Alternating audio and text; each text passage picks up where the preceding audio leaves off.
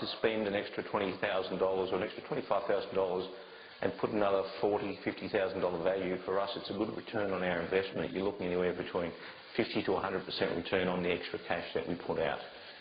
Now the other thing I want to point out before we take the cook's tour of the property is we are 98% done, and the reason we haven't quite completed everything is that we're stuck for time here. We've got tenants ready to move in a few days, so pretty much the property's all done, bar the light fittings, a few minor touch-ups and the landscaping. So please take that into consideration. We've got the valuer coming in tomorrow, so I can't at this point give you a final figure of what the value will be. However, by the time we have this edited and put down on DVD, I don't think there'll be a problem. We'll have the figures and we'll give you the bottom figures.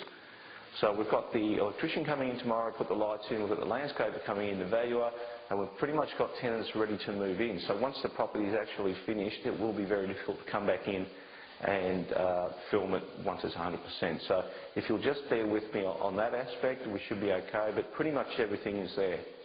And the final thing is that